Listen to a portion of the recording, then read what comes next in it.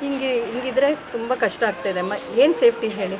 ಆಮೇಲೆ ಪೊಲೀಸಿಗೆ ಕಂಪ್ಲೇಂಟ್ ಕೊಟ್ಟರೆ ಪೊಲೀಸ್ ನಾನೇ ಬಂದುಬಿಟ್ಟು ಅವರು ಕಟ್ತಾಯಿದ್ರು, ಮೇಸ್ತ್ರಿ ಅವ್ರು ಕಟ್ತಾಯಿದ್ರು.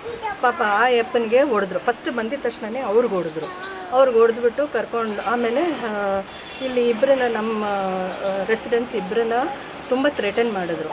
ನೀವು ಇವಾಗಲೇ ಪೊಲೀಸ್ ಸ್ಟೇಷನಿಗೆ ಬಂದಿಲ್ಲ, ಯಾಕೆ ಬಂದಿಲ್ಲ, ಹಂಗೆ ಹಿಂಗೆ ಅಂತೆಲ್ಲ ಹೇಳಿ ಥ್ರೆಟನ್ ಮಾಡಿದ್ರು. ಶರ್ಟಿಗೆ ಹಿಡಿದ್ಬಿಟ್ಟು ಇದು ಮಾಡಿದ್ರು. ಅವ್ರು ಮಾಡೋದು ನೋಡಿದ್ರೆ ನಾವೇನೋ ತಪ್ಪು ಮಾಡಿದ್ದೀವಿ ಅನ್ನೋ ಥರ ಅನಿಸ್ತಾಯಿತ್ತು. ನಾವೇನೋ ತಪ್ಪು ಅಂದರೆ ನಮ್ಮದೇನೂ ಇಲ್ಲ, ನಾವಿಲ್ಲಿ ಆರಾಮಾಗಿದ್ದೀವಿ, ನಾವೇನು ಮಾಡ್ತಾಯಿಲ್ಲ. ನಮ್ಮ ಗೋಡೆ ಇತ್ತು, ಅದು ಇದು ಮಾಡಿದ್ದಾರೆ, ಡಿಸ್ಟ್ರಾಯ್ ಮಾಡಿದ್ದಾರೆ. ಅದನ್ನು ನಾವು ತಿರ್ಗಾ ಕಟ್ಟಕ್ಕೆ ನೋಡಿದ್ದೀವಿ. ಅದಕ್ಕೆ ನಮ್ಮ ಪೊಲೀಸ್ ನಮ್ಮ ಪರವಾಗಿ ಮಾತಾಡಲೇ ಇಲ್ಲ. ಅವ್ರ ಹತ್ರ ಏನೂ ಕೇಳಲೇ ಇಲ್ಲ. ಅವ್ರ ಹತ್ರ ಒಂದು ಮಾತು ಕೇಳಲಿಲ್ಲ. ನಮ್ಮನ್ನೇ ಬಂದುಬಿಟ್ಟು ನಮ್ಮನ್ನು ಹೆದರಿಸಿ ನಮಗೆ ಇದು ಹೇಳಿದ್ರು, ನಾಳೆ ಬೇಕಾದರೆ ನಾವು ವಿಮೆನ್ ಪೊಲೀಸ್ನನ್ನು ಕರ್ಕೊಂಡ್ಬರ್ತೀವಿ ಅಂತ ಹೇಳ್ಬಿಟ್ಟು ಹೋದರು. ಪೊಲೀಸು ಅವ್ರೇನೋ ನಮ್ಮ ಇದ್ರ ಮೇಲೆ ಕೇಸ್ ಕೊಟ್ಟಿದ್ದಾರೆ. ಅವಾಗ ನಾವು ಅವ್ರು ಇದು ಮಾಡಿದ್ವಲ್ಲ, ನಾವು ಕಟ್ಟಿದ್ವಿ. ಅದು ಏನು ಕೇಸ್ ಅಂತ ಸರಿಯಾಗಿ ಗೊತ್ತಿಲ್ಲ.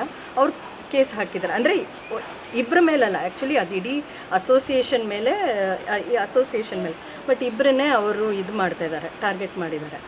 ಅವ್ರು ಪೊಲೀಸ್ ಅವರು ಶರ್ಟ್ ಹಿಡ್ಕೊಂಡು ಬಾ ಬಾ ಬಾ ಅಂತ ಇದು ಮಾಡ್ತಾಯಿದ್ರು. ನಾವು ಅಂಥ ಏನು ದೊಡ್ಡ ತಪ್ಪೇನು ಮಾಡಿಲ್ಲ. ಪೊಲೀಸ್ ಅಷ್ಟು ಇಲ್ಟ್ರೀಟ್ ಮಾಡೋಕ್ಕೆ, ಅಷ್ಟು ಇದಾಗಿ ಮಾಡೋಕ್ಕೆ ಅಷ್ಟೇನು ದೊಡ್ಡ ತಪ್ಪೆಲ್ಲ ಏನು ನಾವು ಮಾಡಿಲ್ಲ. ಬಿದ್ದಿರೋ ಗೋಡೆನ ಕಟ್ಟಕ್ಕೆ ನೋಡ್ತಾಯಿದ್ದೀವಿ ಅಷ್ಟೇ.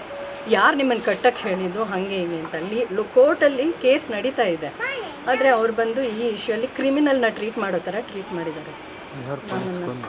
ಯಾವ ಪೊಲೀಸ್ ಅವ್ರು? ಅವರು ಆವಲಹಳ್ಳಿ ಪೊಲೀಸ್ ಅವರು.